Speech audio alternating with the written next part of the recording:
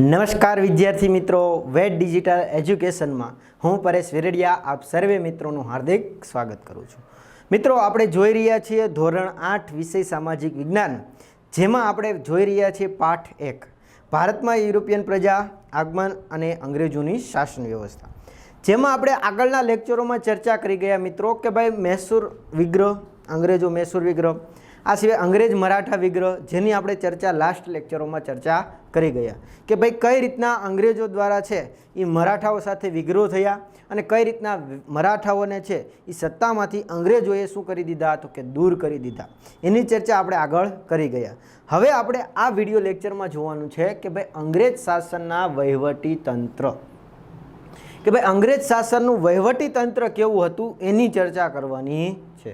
તો ચાલો વાત કરીએ કે ભાઈ ભારત સામ્રાજ્યની સ્થાપના કર્યા બાદ અંગ્રેજોએ પોતાના વહીવટી તંત્રને પણ સ્થાપિત કરી ભારતમાં વહીવટી તંત્રમાં વ્યાપક પરિવર્તનો કર્યા। એટલે કે જે રીતના અંગ્રેજોએ સત્તામાં પોતાની સત્તામાં જે ફેલાવો કર્યો ભારતમાં, એ સત્તા ફેલાવો થઈ ગયા પછી એમણે શું કર્યું તો કે પોતાનું વહીવટી જે તંત્ર છે, વહીવટ વ્યવસ્થા છે, એને પણ ભારતમાં છે એ લાવ્યા અને આથી ભારતના જે વહીવટી તંત્ર હતો એમાં ઘણો બધો ફેરફાર કર્યો, એમાં ઘણા બધા શું કર્યા ચેન્જીસ કર્યા। તેનું મુખ્ય લક્ષ્ય ભારતનું આર્થિક શોષણ કરી ઇંગ્લેન્ડને ધનવાન બનાવવાનું હતું। અંગ્રેજો, જો અહીં આપણે પાઠનો મેન ટાઇટલ અહીંથી નીકળે, જો કે ભાઈ ભારતમાં યુરોપિયન પ્રજા આવી, એનો અંગ્રેજોનો મુખ્ય ઉદ્દેશ્ય શું હતો તો ભારતનું શોષણ કરવું, એટલે કે ભારત પાસેથી લઈ લેવું અને કોને આપવું તો કે અંગ્રેજોને। એટલે અંગ્રેજો ક્યાંના હતા તો કે બ્રિટનના હતા, ઇંગ્લેન્ડના હતા, તો એને છે એ આપવું, એટલે કે આ રીતના ભારતનું શોષણ કરવું અને ઇંગ્લેન્ડને શું બનાવવું, ધનવાન બનાવવું, આ અંગ્રેજોની શું હતી મુખ્ય નિયમ હતો, નીતિ નિયમ હતા કે એને આ વ્યૂ હતો। એટલે સ્વાભાવિક રીતે જ વહીવટી તંત્રમાં ભારતીય પ્રજાના કલ્યાણ માટેના કામ કરવાના બદલે બ્રિટિશ હિતોને સાચવનારું હતું। એટલે કે સ્વાભાવિક છે કે ભાઈ અહીંયા એનો લોકોનો નિયમ જ હતો શું તો કે ભારતનું શોષણ કરવું અને અંગ્રેજોનું પોષણ કરવું, કહી શકાય ને કે ભારતના લોકોનું શું કરવું, શોષણ કરવું અને અંગ્રેજો લોકોનું શું કરવાનું, પોષણ કરવું। એટલે કે ભારતમાંથી લઈ લેવું અને ક્યાં રાખવું, ક્યાં જમા કરાવવું તો કે બ્રિટનમાં, ઇંગ્લેન્ડમાં જમા કરાવવું। એટલે કે કોઈ પણ ભોગે ભારતને લૂંટવાની વાત હતી, શોષણ કરવાની વાત હતી, તો સ્વાભાવિક છે કે એનું વહીવટી તંત્ર પણ એવું જ હોય ને કે ભારતના લોકોને ક્યાંય ફાયદો થાય નહીં। એટલે સ્વાભાવિક છે કે કોઈ પણ સંજોગોમાં ભારતના લોકોનું શું થાય, શોષણ થાય। એટલે કે આ એનું વહીવટી તંત્ર હતું, એમાં ભારતની પ્રજાનું ક્યાંય કલ્યાણ થાય એવા કોઈ કામ હતા નહીં, કે એવી કોઈ વાત હતી નહીં, બ્રિટિશરોએ એવી કોઈ વાત કરી નહોતી કે ભાઈ ભારતના લોકોનું ક્યાંય કલ્યાણ થાય, ભારતના લોકોનું હિતો થાય। હા, એનું પોતાનું હિત થાય એવા એણે રચનાઓ કરી હતી। તેમણે ભારતમાં આધુનિક વહીવટી તંત્રનું માળખું સ્થાપિત કર્યું। એટલે કે એ લોકોએ શું કર્યું તો કે ભારતમાં આધુનિક, અત્યારે જે છે એ આધુનિક વહીવટી તંત્રનું માળખું, એક ઓવરઓલ કહી શકાય કે ભાઈ બ્લુ પ્રિન્ટ માળખું કહી શકાય ને, ડ્રાફ્ટ બ્લુ પ્રિન્ટ, એટલે કે આવું રીતના છે કંઈક હશે એવું વહીવટી તંત્ર છે, આવું છે એવું સ્થાપિત છે એ કોણે કર્યું તો કે બ્રિટિશરોએ કર્યું, અંગ્રેજોએ કર્યું। હવે જોવાનું છે આપણે મિત્રો વહીવટી માળખું, અંગ્રેજોનું વહીવટી માળખું કેવું હતું એની ચર્ચા કરવાની છે। તો જોઈએ સરકારનું માળખું, શું આપ્યું છે સરકારનું માળખું। તો ઈસવીસન 1773થી વિભિન્ન સંધિ ધારાઓ દ્વારા તેમણે ભારતના વહીવટી તંત્ર પર નિયંત્રણ કર્યું હતું। એટલે કે ઈસવીસન 1773થી કઈ સાલથી તો ઈસવીસન 1773થી એ સમયાંતરે અમુક કાયદાઓ, અમુક ધારાઓ, અમુક ડ્રાફ્ટો એ લાવતા રહ્યા અને આ રીતના ભારતમાં તેમણે વહીવટી તંત્ર જે પણ છે એની પર પોતાનું નિયંત્રણ, પોતાનો અંકુશ છે એ રાખતા ગયા। નિયામક ધારો ક્યારે આવ્યો 1773 દ્વારા ભારતમાં ગવર્નર જનરલની નિમણૂક કરવામાં આવી અને સુપ્રીમ કોર્ટની સ્થાપના કરવામાં આવી। એટલે કે 1773નો જો નિયામક ધારો આવ્યો હતો, એટલે 1773માં સૌપ્રથમ એ લોકોનો કયો ધારો આવ્યો, નિયામક ધારો।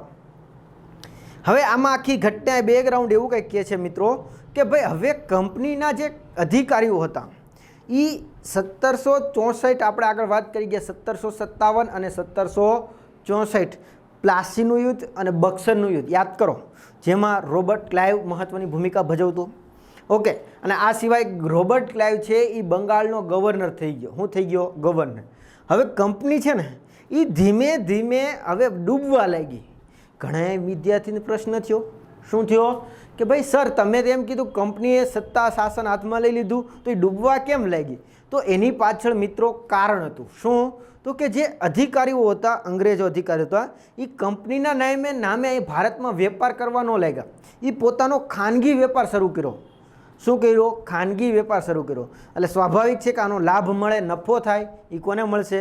જે તે અધિકારીને જ મળશે, કંપનીને કંઈ મળશે નહીં. હવે સ્વાભાવિક છે કે ભાઈ મારું એક સાર્વજનિક કામ ચાલતું હોય કે હું એમાંથી નફો કરું, મને 100 રૂપિયાનો નફો કરું તો મને 2 રૂપિયા મળે, અને એ જ વેપાર હું ખાનગી ક્ષેત્રે કરું તો 100 રૂપિયાનો નફો થાય તો કોને મળે? મને મળે. તો હું વધારે ધ્યાન શેમાં આપું? ખાનગી ક્ષેત્રમાં જ આપું ને.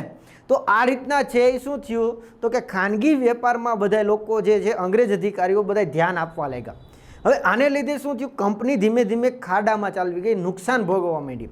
હવે આ સમયગાળામાં એટલે કે 1773 અંતર્ગત બ્રિટનની પાર્લામેન્ટ, કઈ સાલ? તો કે 1773માં બ્રિટનની પાર્લામેન્ટે એક નિયમ પસાર કર્યો કે ભાઈ અમે છે એ કંપનીને લોન આપશું,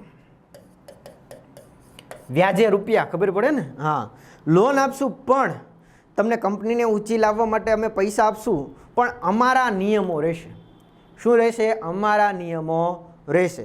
આ અંતર્ગત એ લોકોએ શું કર્યું તો કે સૌપ્રથમ 1773માં એક ધારો કર્યો, એક નિયમ ઘડ્યો, ડ્રાફ્ટ ઘડ્યો, જેને કહેવાય નિયામક ધારો. શું કહેવાય? નિયામક ધારો. તો આ નિયામક ધારો છે એ ઘડવામાં આવ્યો.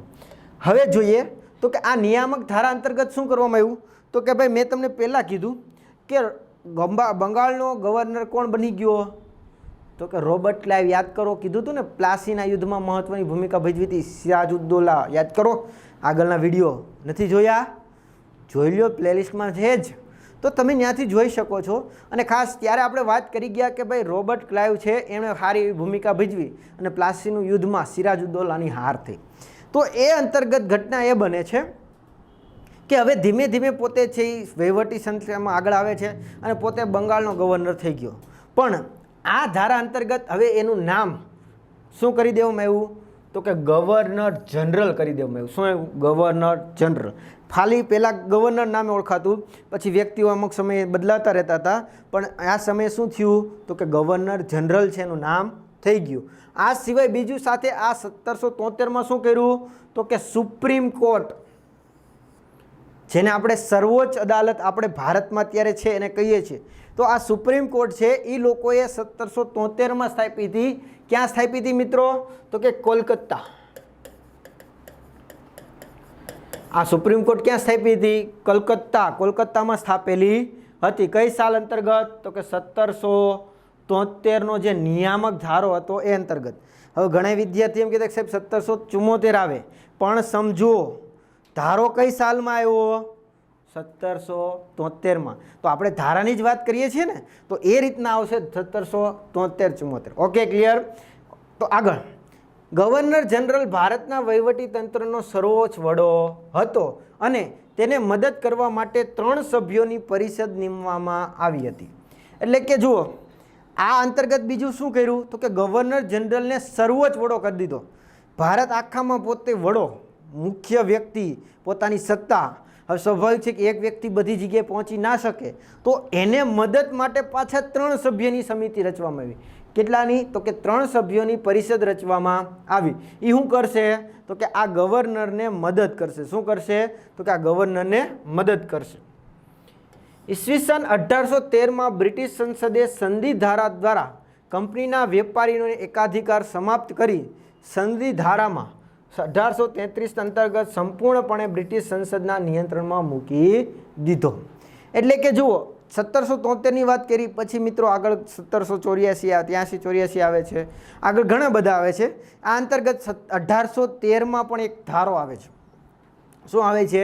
1813માં એક ધારો આવે છે એ ધારા અંતર્ગત શું કરી દીધું તો કે ભાઈ બ્રિટિશ સંસદે છે એ સંધિ ધારો એટલે કે આ જે ધારો હતો એમાં શું કર્યું તો કે કંપનીને જે વેપાર કરવાનો જે એકાધિકાર હતો, કંપની જ વેપાર કરી શકે, એ શું કરી દીધો એકાધિકાર તો કે સમાપ્ત કરી દીધો, પૂરો કરી દીધો. આ સિવાય જ્યારે સંધિ સેવા જે સંધિ ધારો છે 1833માં જે આવ્યો એ અંતર્ગત સંપૂર્ણપણે શું કર્યું તો કે બ્રિટિશ સંસદના નિયંત્રણમાં મૂકી દીધા. એટલે કે સંપૂર્ણ હવે કોના અંડરમાં કામ કરવાનું રહેશે કંપનીએ તો કે ભાઈ બ્રિટિશ સંસદના અંડરમાં કામ કરવાનું રહેશે. બ્રિટિશ સંસદ જે પ્રમાણે નિર્ણય કરશે એ નિયમનું પાલન કોને કરવું પડશે? કંપનીએ કરવું પડશે. સંધિ ધારો 1833એ વિશાળ સત્તાઓ ધરાવતા ગવર્નર જનરલની નિમણૂક કરી જે સંપૂર્ણ ભારત પર કાયદા ઘડી શકતો. એટલે કે જો આ 1833નો જે ધારો આવ્યો એ અંતર્ગત બીજી શું જાહેરાત કરી તો કે ભાઈ આ ધારા અંતર્ગત જાહેરાત કરી બ્રિટિશ સંસદે કે ભાઈ હવે પછી ગવર્નર જનરલને શું છે? સંપૂર્ણ સત્તા છે ભાઈ, સંપૂર્ણ પાવર કે ભાઈ ભારતમાં કોઈ કાયદો ઘડવો છે તો કાયદો બનાવવો છે તેની સત્તા કોને હશે તો કે ભાઈ આ ગવર્નર જનરલને. અને ખાસ અહીંથી જ મિત્રો એક મહત્વની ઘટના બને છે કે ભાઈ આ જ અંતર્ગત આ ધારા અંતર્ગત અત્યાર સુધી શું હતો તો કે મિત્રો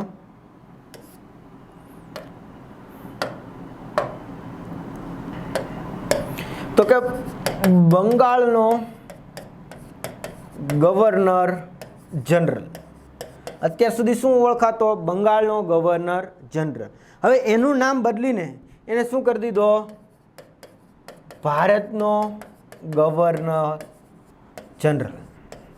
જો મિત્રો થોડુંક કન્ફ્યુઝન કરે એવું છે, જે આપણે શરૂઆત કરી ત્યારે હું કીધું મેં ખાલી ગવર્નર, પછી તો કે ગવર્નર જનરલ જાહેર કરવામાં આવ્યો.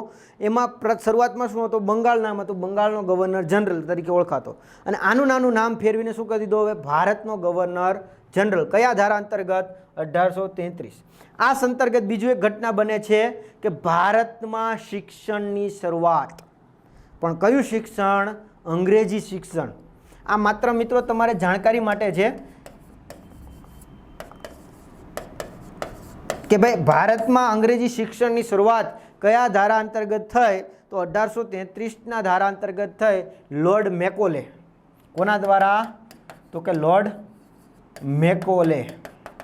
જે તમારે આગળના ધોરણમાં મિત્રો ભણવામાં આવશે જો ત્યારે તમને આ બધું યાદ આવશે, એટલે ધ્યાન રાખશું. આપણે ત્યાંથી જ એવી પ્રિપેરેશન કરીશું કે આગળ આપણે ક્યાંય તકલીફ પડે નહીં. તો જોઈએ અહીંયા કે ભાઈ આ સિવાય ગવર્નર જનરલને શું કરી દીધો? પાવર આપી દીધો કે એને ભારતમાં કોઈ પણ કાયદો ઘડવો છે, કોઈ નિયમ બનાવવો છે તો સત્તા એમને આપી દેવામાં આવી. આ સાથે સાથે ગવર્નર જનરલની પરિષદમાં એક કાયદા સભ્યને પણ નીમવામાં આવ્યો. એટલે કે જેમ હમણાં આપણે વાત કરી ને કે ભાઈ ગવર્નર જનરલને મદદ કરવા માટે કેટલા સભ્યો હશે? 3 સભ્ય. પણ એમાં છે એ શું કરવામાં આવ્યો તો કે હવે એને મદદ કરી રહે અથવા એમાં કોઈ એક તજજ્ઞ વ્યક્તિ, કેમાં તો કે કાયદામાં તજજ્ઞ હોય એવા વ્યક્તિની પણ એમાં નિમણૂક કરવામાં આવી. સંધિ ધારો 1853. જો આ ક્રમ છે 20-20 વર્ષનો. પહેલો ક્યારે કીધું? હમણાં 1813. એના 20 વર્ષ પછી કયો આવ્યો? 1833. અને પછી 20 વર્ષ પછી કયો આવ્યો? 1853માં. અન્વયે બ્રિટિશ સંસદે ઈસ્ટ ઇન્ડિયા કંપની પર પોતાનું પ્રભુત્વ વધારી તેની મોટા ભાગની સત્તાઓ પોતાની પાસે લઈ લીધી. એટલે કે જ્યારે 1853નો જેણે એને ધારો પસાર કર્યો, કોણે? બ્રિટિશ સંસદે. એણે એવો નિયમ રજૂ કરી દીધો કે હવે કંપની પાસે સર્વોચ્ચ સત્તા રહેશે નહીં, બધી જ સત્તા એટલે કે મોટા ભાગની સત્તા છે એ હવે કોના અંતર્ગતમાં આવતી જાય છે તો કે બ્રિટિશ પાર્લામેન્ટની અંતર્ગત, બ્રિટિશ સંસદની અંતર્ગત આવતી જાય છે. કોની? તો કે ઈસ્ટ ઇન્ડિયા કંપની જે ભારતમાં પોતાનું વર્ચસ્વ જમાવીને બેઠી હતી એનો મોટા ભાગનો છે પાવર, સત્તા કોની પાસે હશે હવેથી? તો કે બ્રિટિશ સંસદ પાસેથી હશે. અને તેની પાસેથી શું કરી લીધી તો કે એમ કહી શકાય મોટા ભાગની છે એ સત્તાઓ છે એમણે લઈ લીધી. નેક્સ્ટ આપણો ટોપિક છે સંધિ સેવાઓ. ભારતમાં કઈ રીતના સંધિ સેવાઓ છે એ શરૂ થઈ, કયા કયા વ્યક્તિઓએ આ લાવેલા, એની ચર્ચા આપણે આવતા લેક્ચરમાં કરીશું. તો આ વિડીયોમાં આપણે અહીંયા સુધી રાખીશું. ફરી મળીશું આગળના ટોપિક સાથે. ત્યાં સુધી રજા લઈએ. Thank you. જય હિન્દ, જય ભારત. અસ્તુ.